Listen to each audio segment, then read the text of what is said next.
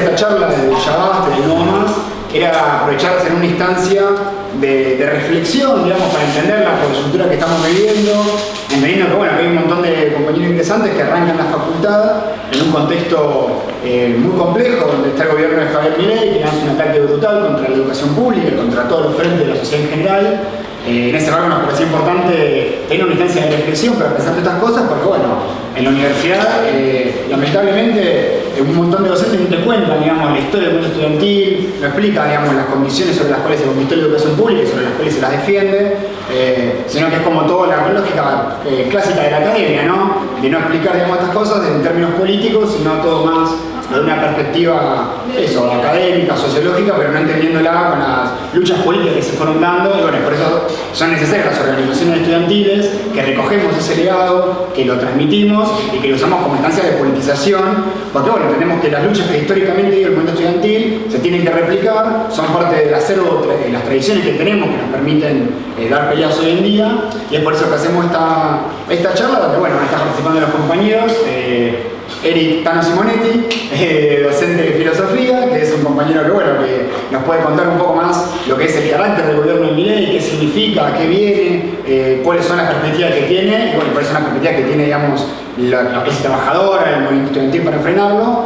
Y un poco, bueno, también a Yeren Carranza, que es compañera dirigente del Shabasta, una compañera socióloga que también nos puede contar bien lo que es la tradición del movimiento estudiantil, la lucha que se han dado, toda la historia que tiene este movimiento, que ha sido históricamente uno de los más dinámicos en la Argentina y que tiene además esta tradición de solidarizarse con el resto de los movimientos, de ser la vanguardia muchas veces de las distintas peleas.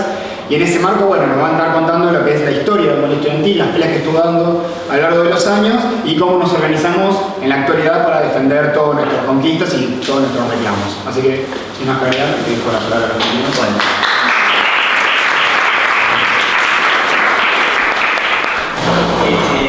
Bueno, así sin micrófono, ¿no? Sí. En ese sentido estamos en un lugar chico. Bueno, me voy a parar porque me hace más cómodo a mí. Porque si no... Sí. No, dar clases sentado no existe, no se puede. No, en primer lugar, o sea, está bueno, o sea, está empezando el año, ¿no? Y ya pasaron un montón de cosas en lo que pasó desde que asumió Milei, ¿no? Bastantes cosas, fue un verano muy cargado de actividad política y nos viene un año por delante que va a ser muy complejo, como ya de alguna manera todos podemos presentir, ¿no? Entonces, la primera cuestión para precisar cuando nosotros, del Nuevo Más, somos un partido socialista, marxista, anticapitalista, analizamos la realidad, es que la analizamos desde un punto de vista que es el punto de vista de la clase trabajadora, que es el punto de vista de un análisis marxista que busca siempre en el análisis, además de buscar comprender lo más objetivamente posible la realidad, ver en esa realidad también cómo se expresan los intereses de la clase trabajadora y cómo vamos a defender los intereses de la clase trabajadora, del movimiento estudiantil, del pueblo en general, ¿no? Entonces un análisis siempre es un análisis en el buen sentido interesado de las cosas, ¿no? Uno combina elementos de análisis objetivo de la realidad con una pelea política que uno da por defender determinados intereses. Entonces desde ahí me parecía importante empezar para empezar caracterizando qué es lo que está pasando en Argentina, ¿no? Que es el gran tema, de alguna manera, que todo el mundo está discutiendo. ¿Qué está pasando en Argentina? Y para entender, voy a decir dos cosas simplemente de lo que pasa en el mundo hoy. O sea, porque Argentina, como cualquier país del mundo, solamente puede entenderse como parte de un conjunto de países, como un conjunto de la economía internacional, de las relaciones entre los estados. Y la primera definición, de una manera muy sintética, es que estamos viviendo una crisis global desde hace bastante tiempo a nivel de distintos niveles, ¿no? Algunos analistas hablan de que en el mundo se está viviendo lo que llaman una policrisis, ¿no? Es decir, una suma de distintas crisis que no es simplemente una crisis económica, que es el centro de la crisis que vive el capitalismo, sino que también vemos una crisis ecológica, una crisis de representación política. O sea, hay mucho malestar político con los distintos gobiernos y los partidos tradicionales que gobernaron el mundo en los últimos 50, 60 años, un descontento muy grande. Y hay una crisis de cómo resolver a través de las instituciones de la democracia burguesa los conflictos de la sociedad. Entonces las sociedades en el mundo tienden cada vez más a polarizarse, a generar divisiones políticas muy fuertes y también, no solamente divisiones políticas muy fuertes al interior de las sociedades, sino también entre los estados del mundo. Es decir, cada vez vemos más conflictividad entre estados que provoca guerras. Ya tenemos hace 2 años la guerra entre Rusia y Ucrania, que es una guerra muy grande, es la guerra más grande que atraviesa el mundo desde hace 30, 40 años. No es poca cosa lo que pasa ahí. Y después también tuvimos el ataque que está haciendo Israel sobre Palestina, que nosotros es un genocidio en marcha, pero tiene un carácter bélico también, ¿no? Es decir, el aumento de la conflictividad social en general y entre estados. O sea, estamos en un mundo que es distinto al mundo de los últimos 30 años. Es un mundo cada vez más en crisis y cada vez más polarizado, con mucho más descontento, con un capitalismo que es un capitalismo cada vez más agresivo sobre las condiciones de vida de la población mundial. Es un capitalismo que cada vez busca aumentar la tasa de ganancia de los empresarios y exprimir con mucha más fuerza la explotación hacia los trabajadores. Cada vez más agresivo, quitando derechos sociales, quitando derechos políticos, y eso pasa en todos los países del mundo. Bueno, esto que estoy diciendo, esta crisis, también se vive en Argentina, y en Argentina esa crisis del capitalismo más global hoy se está viviendo de una manera más contundente. No todos los países del mundo están en crisis abierta como estamos nosotros, donde hay una tendencia a la hiperinflación, donde hay comenzó una recesión económica, donde hay casi 60% de pobres y crecen todos los meses los pobres. O sea, eso es una crisis histórica del capitalismo en argentino, una crisis contundente, lo que se llama muchas veces crisis orgánica, que es una crisis de conjunto de cómo funciona el capitalismo en nuestro país. La última fue en el año 2001, que duró entre el 99 y 2002. Bien, con 2-3 años de crisis muy fuerte, hasta que se resolvió esa crisis. Bueno, hoy está esa crisis en curso otra vez. Entonces, esa crisis, ese malestar, esa polarización política, ese malestar en las representaciones políticas, ese descontento con los partidos políticos tradicionales, es lo que explica que exista Milei hoy gobernando la Argentina. No es que Milei apareció porque se hizo famoso en TikTok, que también, ¿no? Y que todos lo vimos, y los que somos docentes en escuela secundaria lo vimos con los pibes. Sino que conectó con toda una situación de crisis, de hartazgo, de malestar y de polarización creciente que lo hizo llegar al poder. Entonces, es parte de la época histórica que estamos viviendo en el mundo, Milei, ¿no? Es eso, para ubicarnos. Y por lo tanto, de alguna manera Argentina ahora se pone más a tono, esto no es que bienvenido que venga Milei, no, pero es así, se pone más a tono con las tendencias políticas que suceden en el mundo. Con esto que aparezca un Trump, un Bolsonaro, una Giorgia Meloni en Italia, ¿no? Y Milei lo que viene a hacer, básicamente, es que esa crisis histórica que tiene el capitalismo en Argentina, tratar de resolverla, entre comillas, digamos, con una dosis intensa, brutal y salvaje de más capitalismo. Es decir, busca resolver, por ejemplo, la inflación, bajar la inflación, haciendo que haya 20-30% más de pobres. Entonces que cuando nadie tenga para comer, los precios van a dejar de subir. Ese es el plan económico de Milei. El empobrecimiento generalizado, entonces la crisis económica se resuelve. ¿Para qué lado? Para el lado de los empresarios, empobreciendo a los trabajadores. Ese es el plan económico de Milei. Esa es la manera que él pretende resolver la crisis económica. De hecho, hoy salió el dato que en estos 2 meses fueron los 2 meses de mayor transferencia de recursos económicos, de poder adquisitivo, de los trabajadores a los empresarios en 30 años. En 2 meses. O sea, esos 2 meses que pasaron ahora, que todos vimos cómo todo aumentó de forma descontrolada, les aumentaron el boleto, los que estudian y alquilan acá, les aumentaron el alquiler, nos quieren ahora prácticamente cerrar la universidad porque están diciendo que no va a alcanzar la guita hasta mayo, están diciendo. Toda esa plata es la que están ganando los empresarios, es una transferencia brutal. Bien. Ahora, ese ataque económico de Milei es una parte de lo que él quiere hacer. Porque el ataque que está haciendo Milei para poder hacer este país más capitalista todavía, más a favor de los empresarios, quiere hacer toda una serie de reformas, ¿no? Lo que llamamos contrarreformas, como quitar derechos laborales, hacer que la educación se transforme directamente en un servicio y no en un derecho, quiere bajar más las jubilaciones, privatizar también las jubilaciones, como era la década del 90. Es decir, quiere cambiar determinadas formas de funcionamiento de Argentina que tienen algunos derechos, tenemos muchos derechos conquistados en Argentina, producto de luchas históricas por parte de la clase trabajadora. Bueno, esos derechos Milei los quiere barrer, que es la famosa afuera. Bueno, afuera es los derechos de todos nosotros. Eso es lo que quiere sacar Milei para beneficiar a los grandes grupos económicos, a los empresarios, ¿no?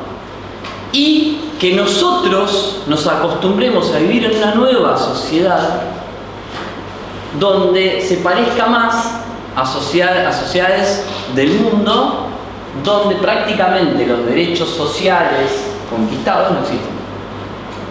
Que, por ejemplo, uno se acostumbra a vivir en una sociedad donde tenga que pagar, como se ha estado hablando en los últimos días, que la cuota de la universidad salga $100 por mes, ¿no? Por ejemplo, cosas así.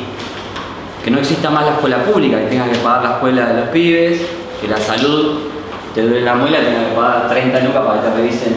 Bueno, hacer todo eso como pasa en Chile, por ejemplo. Es decir, no es que esto lo inventaron, no, lo tenemos al lado de esto. Que es lo que hace que ustedes vean que hay un montón de estudiantes extranjeros acá. ¿Por qué? Porque acá tienen este derecho y nosotros no lo tienen. Bueno, entonces quieren que Argentina termine de ser eso. Todo eso fue conquistado en Argentina, por ejemplo, por la lucha del movimiento estudiantil que después va a contar Galle, y a nivel de la clase trabajadora, los derechos laborales que tenemos, vacaciones pagas, el derecho a la huelga, que lo quiere sacar Milei y lo trató de sacar con la ley de ómnibus, con el DNU.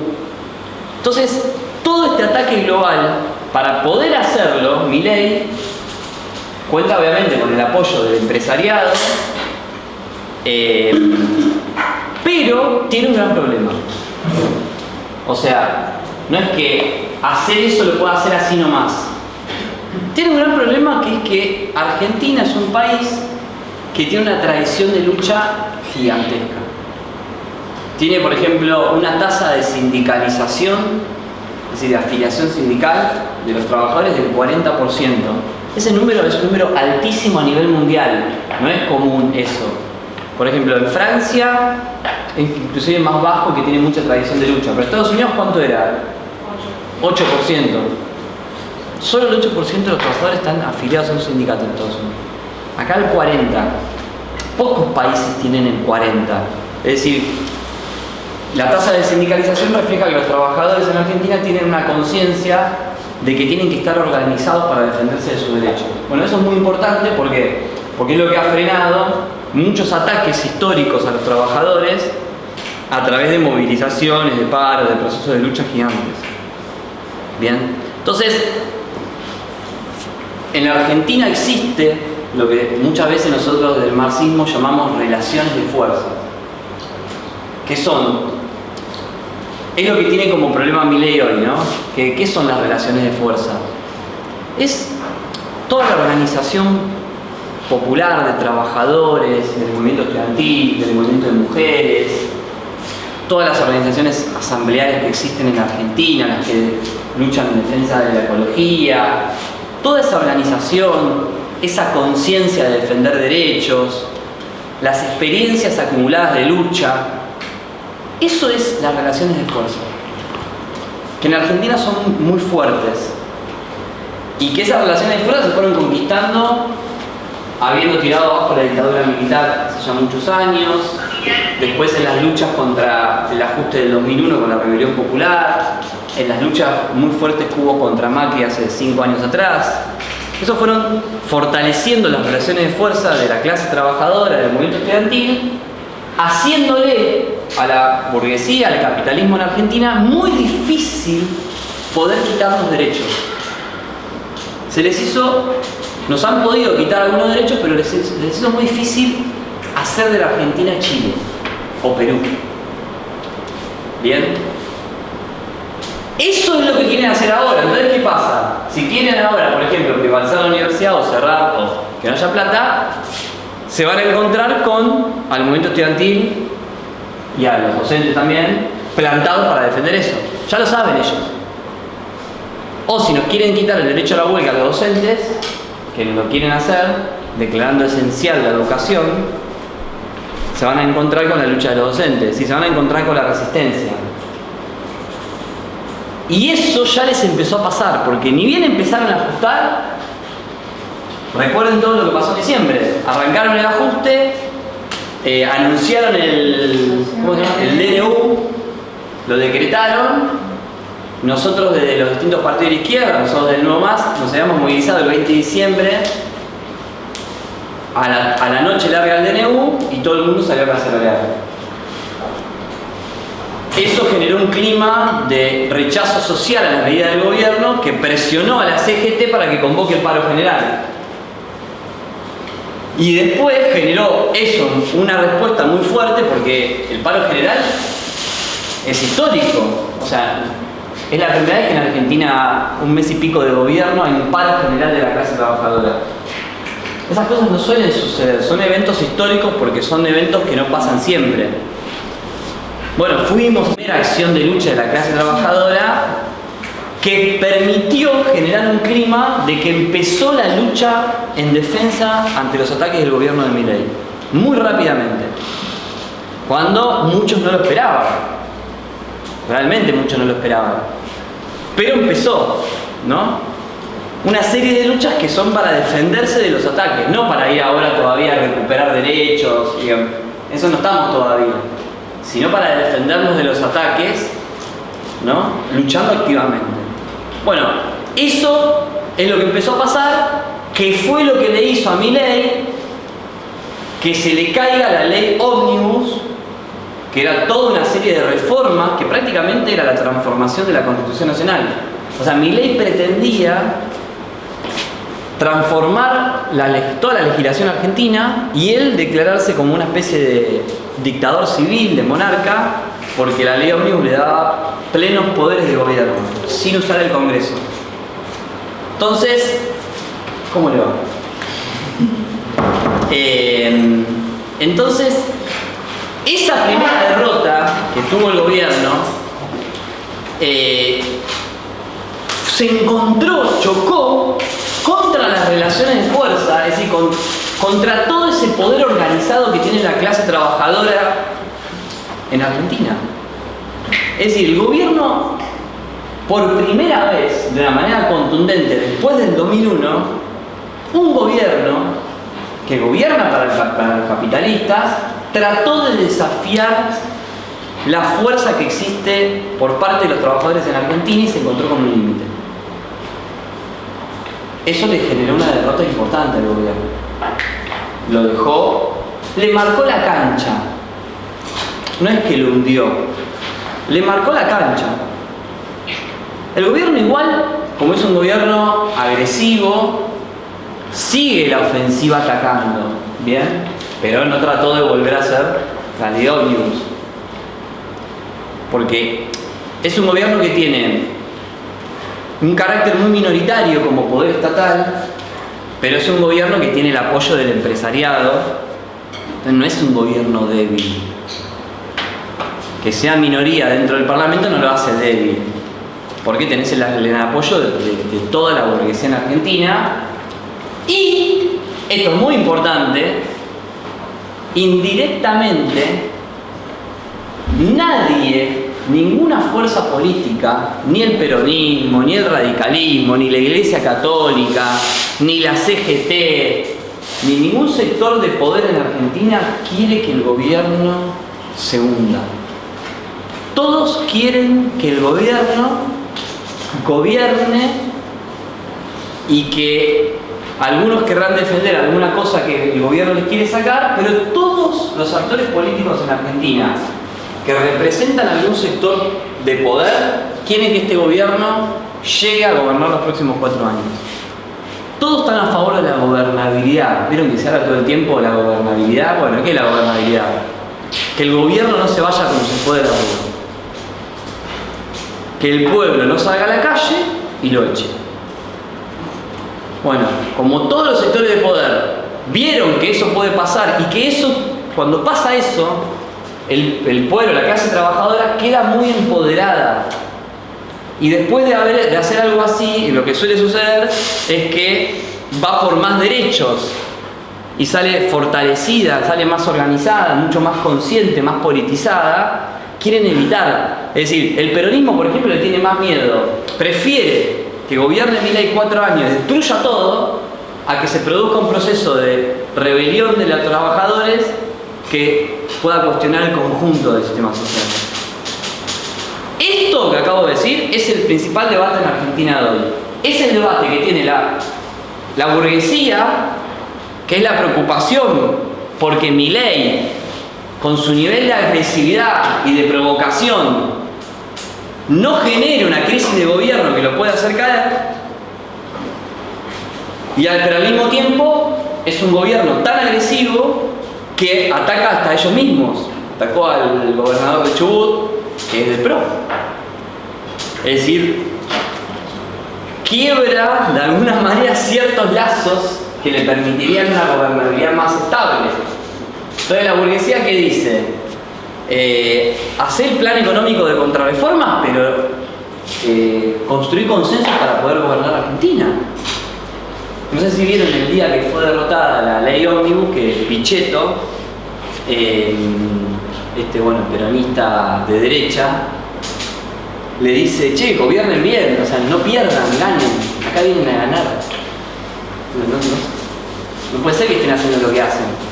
De alguna manera expresando esa idea que tienen los sectores de poder de que están preocupados por un gobierno que hace lo que les gusta, pero no como les gustaría que lo hagan, que es lo que dijo el FMI el otro día. El Fondo Monetario Internacional, que es el representante político de Estados Unidos, le dijo al gobierno que frene un poco el nivel de ajuste. Y uno puede decir: entonces de izquierda el Fondo Monetario. No.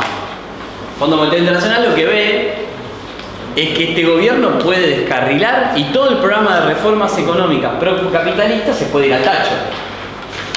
Si vos hambreás a toda la población como hiciste en el 2001, podés desatar una rebelión popular. Entonces, esto está en el aire y lo que nosotros vemos en este momento es que el nivel de ataque sigue, ¿no?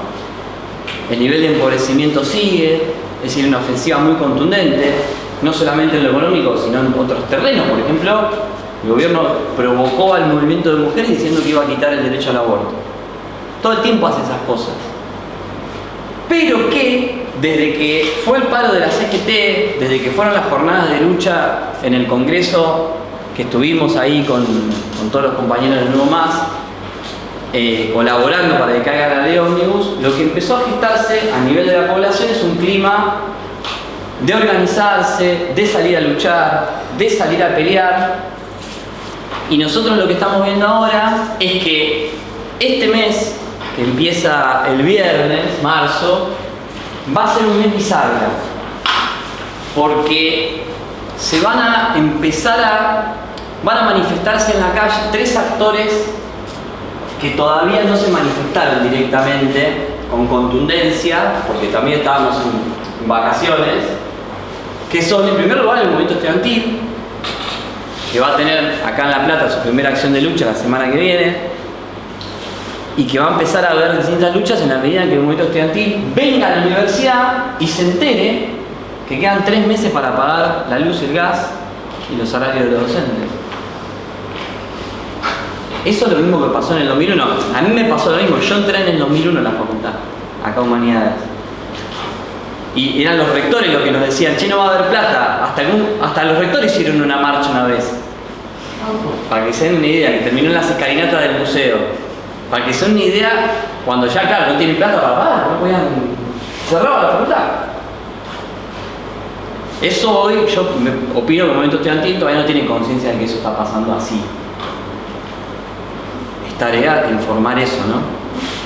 Pero además del movimiento estudiantil, va a entrar en escena el movimiento de mujeres con el 8 de marzo y también el 24 de marzo va a ser una gigantesca movilización en un nuevo aniversario del golpe genocida del 76. Es decir, lo que uno diría el movimiento de derechos humanos, ¿no? Es decir, que es uno de los movimientos históricos más grandes de Argentina, que cuando el macrismo quiso liberar a los genocidas, ¿se acuerdan? El 2x1, 2016, 17, no recuerdo. 17 fue. Fue una gigantesca movilización que lo derrotó. Es decir, vamos a entrar en una dinámica muy positiva, opino yo, que va a ser marzo, porque va a ser un momento donde vamos a poder construir una fuerza muy grande para redoblar este proceso de defensa ante los ataques del gobierno. Entonces nosotros, a diferencia de lo que quiere hacer, por ejemplo, la CGT, la CTA, acá la FUL, nuestro sindicato docente, acá ADUL, que lo que apuesta, al igual que el peronismo, es a la gobernabilidad de Milei, y hacer marchas y paros aislados solo para que su propia base social sienta que hacen algo, pero no algo de verdad para derrotar el ajuste. Porque si se produjera en Argentina, que es lo que nosotros en nuestra política impulsamos, si se produjera un proceso de movilización, un plan de lucha nacional, un próximo paro de 48 horas activo, asambleas masivas en las facultades, como en el 2001, es decir, un gran proceso de lucha en todo el país, el plan de ajuste del gobierno sería cuestionado y posiblemente también derrotado. Pero eso pondría en juego también al propio gobierno, que es lo que no quieren. Es decir, si las direcciones sindicales de los movimientos sociales, de los centros de estudiantes, de los sindicatos, realmente producen un proceso de movilización, van en contra de los planes que ellos pretenden, que son los planes que dijo Cristina en la carta. Entonces, si alguien pudo leer la carta de Cristina, léanla porque es interesante, porque dice que quiere colaborar con determinadas reformas procapitalistas. Reforma laboral, habla mal de los paros docentes, o sea que está a favor de la esencialidad de la educación, o sea, prácticamente quitarnos el derecho al paro. Es decir, inclusive Cristina, que es como una parte progresista, digamos, entre comillas, del peronismo, también está en sintonía con esta nueva época de Milei de cuestionar derechos históricos adquiridos por la clase trabajadora. Es decir, por lo tanto ellos también son parte del juego de la gobernabilidad, no de la oposición para frenar este gobierno, porque imagínense 4 años de este gobierno, ¿no? O sea, imaginémonos, si solamente podemos ver 3 veces, imaginémonos 4 años. Bueno, entonces nosotros, ya voy cerrando, ¿no? Sí.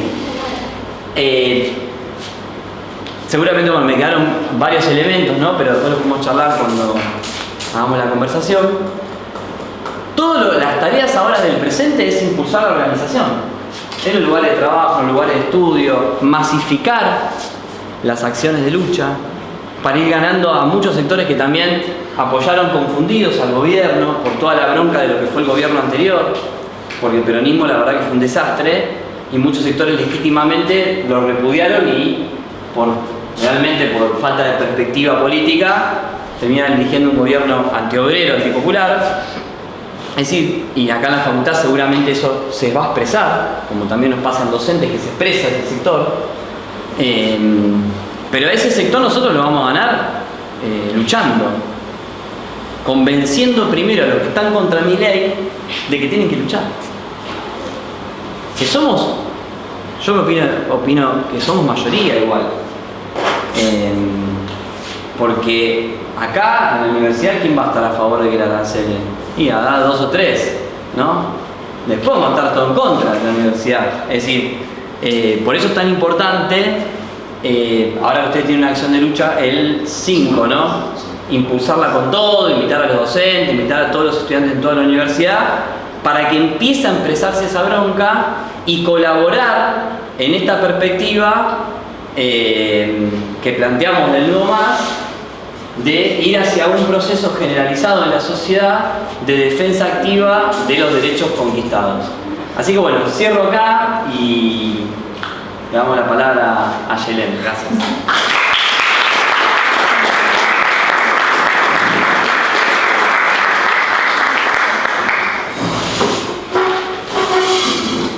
Bueno, me toca pasar al frente, ¿no? Dale. Pero yo voy a contar con Maxit, porque vine complicada de tiempo.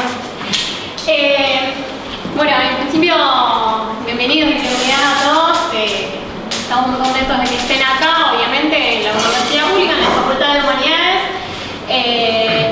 La exposición del Tano me pareció súper interesante, seguramente vamos a hacer un montón de preguntas después para profundizar. Pero bueno, la charla se llama un poco ¿cuál es el rol del movimiento estudiantil en el marco del plan de ajuste del gobierno de Milei? Dado lo que acabó de explicar nuestro compañero del Tano, un poco podemos tomar dimensión y perspectiva realmente de lo que es el gobierno de Milei y al último nos explicaba también un poco cómo hacer para enfrentarlo, ¿no es cierto? Ahora bien, la pregunta lo que vamos a intentar de desentrañar acá es no solamente cómo enfrentarlo, sino cómo enfrentarlo desde el sector que somos nosotros, cómo enfrentarlo desde el sujeto que encarnamos en tanto estudiantes de la mayoría que estamos acá. Entonces, y eso es bastante profundo, porque uno a priori diría, ¿por qué los estudiantes deberían enfrentar a Milei como grupo, como colectivo? Bueno, la idea es poder empezar a respondernos un poco más eso, porque obviamente nos atañe en tanto juventud y en tanto juventud estudiantil universitaria. Y ya, tomar agua todo el tiempo me quedo sin voz. Muy fácil.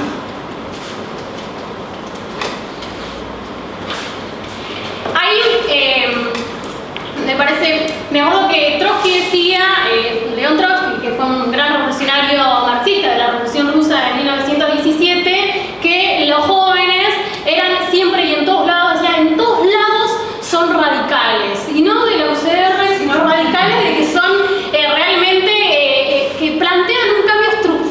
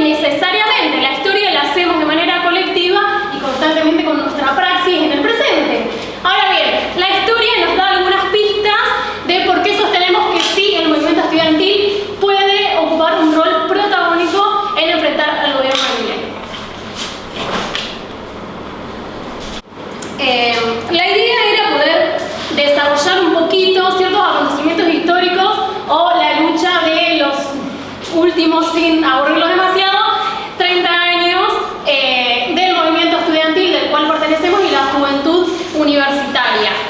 La idea no es que sea una clase de historia precisamente, o al menos una clase de recordar el pasado, sino que a partir de ahí generemos herramientas para ver qué métodos se usaron los estudiantes, ante qué ejes problemáticos fueron los que decidieron organizarse, cuáles eran las tareas del momento, cómo actuaban los centros de estudiantes de ese momento, qué corrientes políticas pertenecían, etc.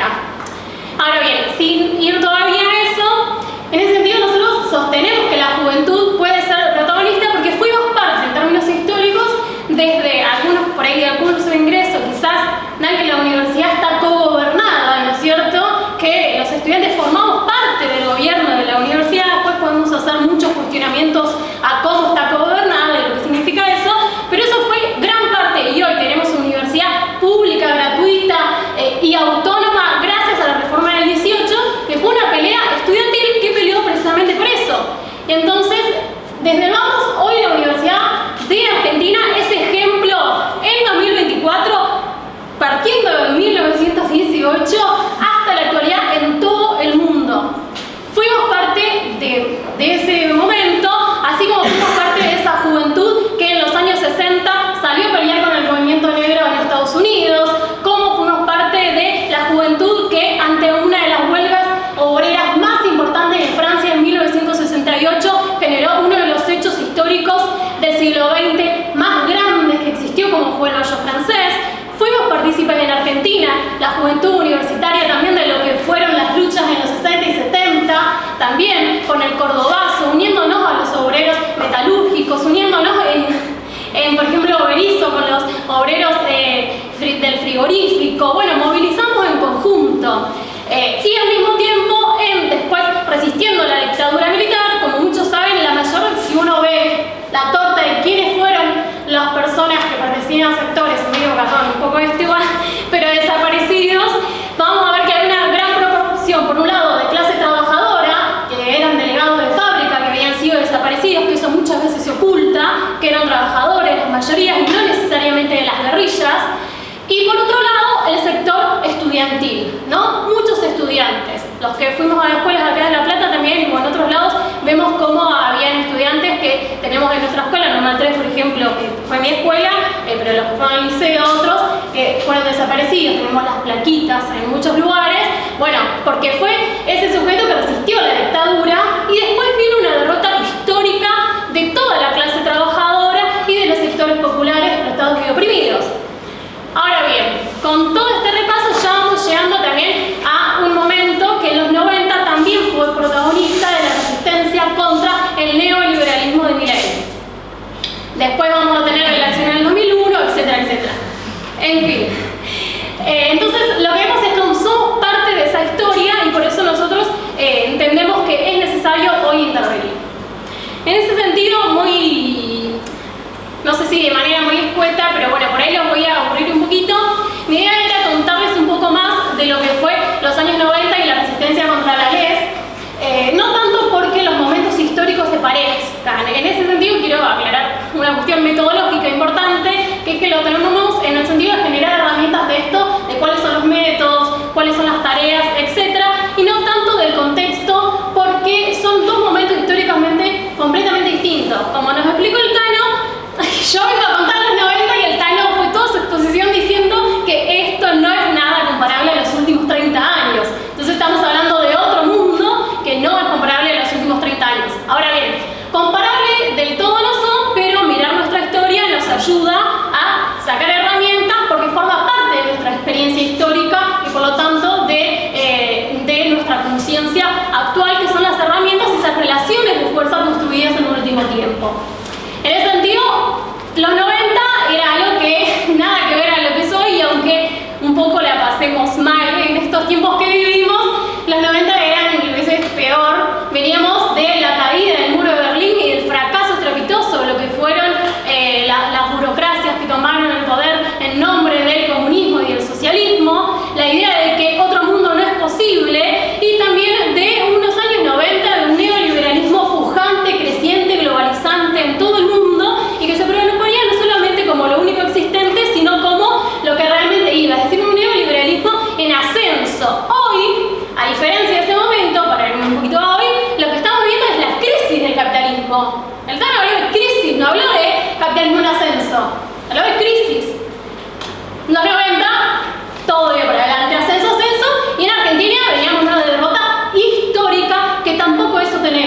hoy en día. Nosotros no venimos ni como estudiantes, ni como mujeres, ni como sector ecologista, ni como clase trabajadora de una derrota. No venimos de una dictadura. Lo que sí venimos es de un momento de degradación constante, de pauperización constante, de, bueno, precarización, etcétera, etcétera, pero no de una derrota. Ahora bien, los 90 fueron bastante paradigmáticos porque sí nos sirve para ver ante qué cosas, cómo pueden ser los ataques en la actualidad. Nosotros estamos hablando de que lo que se viene y lo que estamos viviendo ya es un recorte fuerte en el presupuesto, un presupuesto cero y unas universidades y facultades que puede ser que no lleguen ni a mayo, ¿no es cierto? Los docentes ya están diciendo que no saben si van a empezar el primero, o sea, que no empezaría el primero. Entonces, ante todo eso, bueno, en el 90, y ahí nos estamos preparando ya contra el plan de ajuste de Milei y contra el recorte al presupuesto educativo. En el 90 hubo un intento de parte del gobierno de Menem de privatización de las universidades. Ahora bien, con lo que se llamó la Ley de Educación Superior. La ley fue una ley terrible que intentaba ir contra todo lo que hasta ese momento habíamos logrado como movimiento estudiantil. La gratuidad, lo público, lo autónomo, ¿no? Violentaba, por ejemplo, la autonomía de las universidades, proponía el arancelamiento de algunas, que penetre en las universidades el sector privado de manera fuerte, los planes de estudio y su modificación y los cursos de ingreso eliminatorios. Ante eso ya había, sin embargo, el movimiento estudiantil venía bastante aletargado, no venía de luchas. Acuérdense, dijimos que veníamos de la dictadura militar, de la recomposición de la democracia, del alfonsinismo, de la crisis económica, etc. Pero no era un movimiento estudiantil en ascenso. Sin embargo, el intento de Menem de hacer pasar la ley, que después, bueno, fue aplicado y hoy, de hecho, la seguimos teniendo, la ley, bueno, ya no, la Ley de Educación Superior, ante ese intento, los estudiantes empezaron a organizarse. En un principio ya había un antecedente con lo que fue la Ley Federal en 1902, educativa para el sistema primario y secundario no superior. Eso ya generó una alerta en un montón de sectores estudiantiles que implicaba esa ley federal, una descentralización de financiamiento, entre otras cosas. Las escuelas, por ejemplo, de Nación pasaron a ser, muchas que eran de Nación, a ser de provincia y por lo tanto a estar profundamente financiadas. Bueno, también, ahora que hablamos tanto del conflicto entre Nación y provincia, hay todo un conflicto con el financiamiento. Entonces implicaba en los hechos un vaciamiento de la educación pública, llevarlas hacia las provincias, entre otras muchas cosas que significaba la ley federal. Ya anunciado en 1905, la ley 1995, la Ley de Educación Superior, todavía no había sido llevada a votación, pero ocurre un antecedente bastante importante que en la Facultad de Exactas, en la UBA, es tomada por sus estudiantes como producto de una asamblea de 400 estudiantes y unos días después muchas de las facultades de la Universidad Nacional de La Plata, 1995, mayo, también son tomados. Y ahí vienen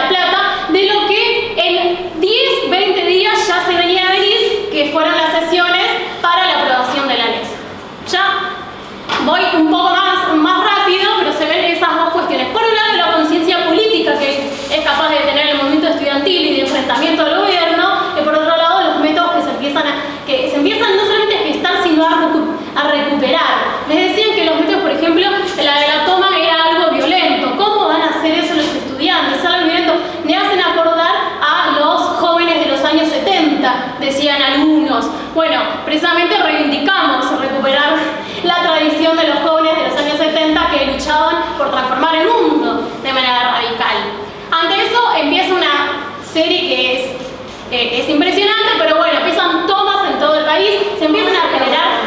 ¿Cómo? ¿Cómo sería una toma?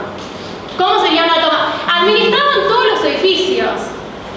Ahí, todos los edificios. Ahí la idea es, cuando saltando un poco los años 90, contar no solamente los 90, que parece ya como algo un poco viejo, lo que fueron las tomas del 2018, donde también tomamos, así como en los años 90, resistencia contra la ley del gobierno de Menem, una resistencia de tomas que nació en el 2018 contra el ajuste presupuestario del gobierno de Macri y el plan general del macrismo. En el 2018, y algunos de los que estamos acá participamos de esa toma, y es impresionante, porque a nivel subjetivo, la toma significa que los estudiantes nos empezamos a hacer cargo y a tomar en nuestras propias manos los asuntos propios de la universidad, los asuntos propios de lo que es administrar, incluso hasta dar una llave, bloquear las puertas, recibir a los estudiantes, hacer una charla en el medio de un hall. Bueno, es apropiarte de tu espacio. Muchas veces me dicen, bueno, la universidad pública es nuestra. Bueno,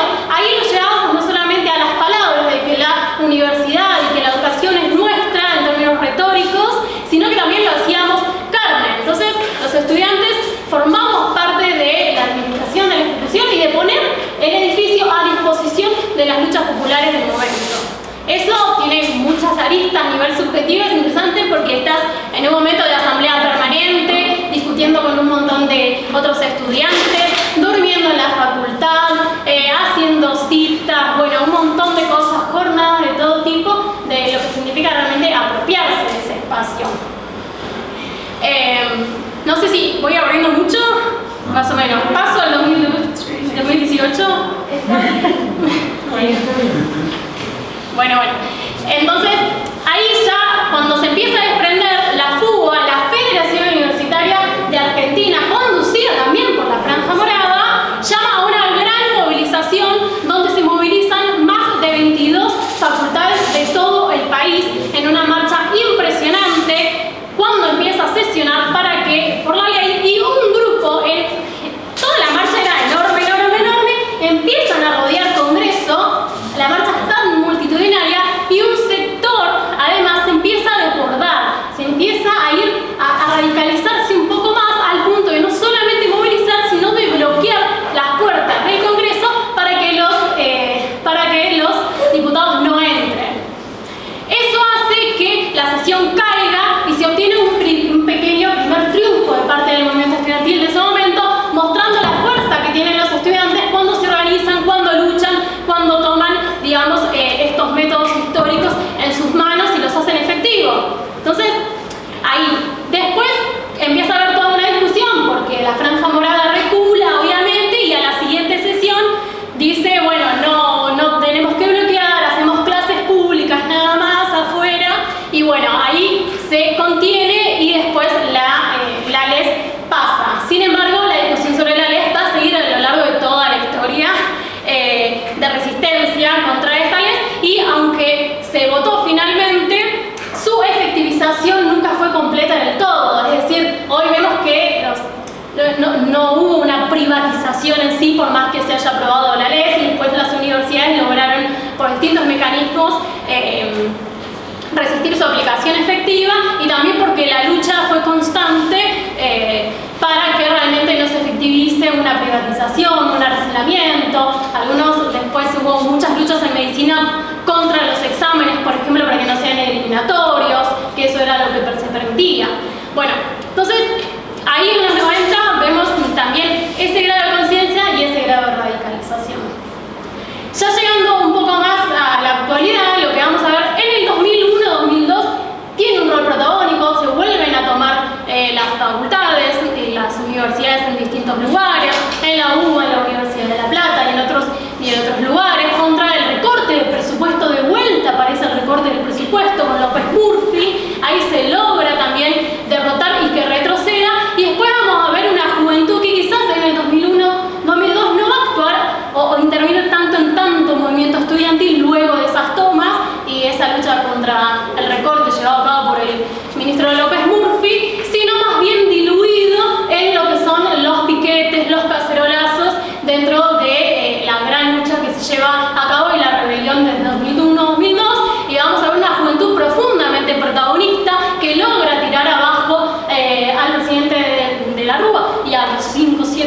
ya presidentes más, ya no me acuerdo cuántos eran. Una juventud muy radicalizada, aunque no tanto desde el lugar del movimiento estudiantil, pero las tomas al principio contra el recorte del 2001, lo que logran es también no solamente esas tomas, sino también hacer un cambio en las conducciones de los centros de estudiantes. Y esto es importante porque nosotros siempre decimos que, bueno, no solamente hay que luchar y hay que ganar más derechos, etcétera, sino que también cómo se da el proceso de por qué a veces tenemos a las organizaciones estudiantiles que tenemos conduciendo nuestros centros de estudiantes y cómo la izquierda puede ocupar un lugar también ahí. Bueno, entendemos que siempre es a partir de un proceso de lucha, no lo conté, pero bueno, después de la lucha en el 95, la Franja Morada, bien o mal, tuvo que ceder y ser desbordada al mundo, que tuvo que tomar un rol protagónico y entonces salió bien parada después de esa pelea y ocupó un lugar bastante protagónico, también una corriente que era de izquierda, si bien teníamos muchas discusiones, está dentro de discusiones muy estructurales como es el PCR, en realidad una agrupación que es parte del sistema, hoy en día empieza a aparecer más fuerte en los 90. Y en el 2001 lo que vamos a tener es una fuga que también la administraba, era de la Franja Morada, la Federación Universitaria de Buenos Aires, y es desbancada como producto de la rebelión popular y de estas tomas, y es prestigiada fuertemente un sector autoorganizado, independiente y también de izquierda que ocupa la Federación Universitaria y gana las elecciones. Entonces ahí vemos los métodos, la conciencia y también el plano de la representación y cómo pueden ganar representación y cómo se ganan realmente el protagonismo un sector. Entendemos que la izquierda y los sectores de lucha crecemos realmente, los sectores que representamos a los trabajadores, a las mujeres, a la juventud, al sector ecologista, a los de abajo, en momentos de alza de la pelea y de la lucha, no solamente estudiantil, sino que conglomera toda una lucha generalizada. En eso ya la última partecita. A ver, buenas, ¿qué tal? Ya la última partecita.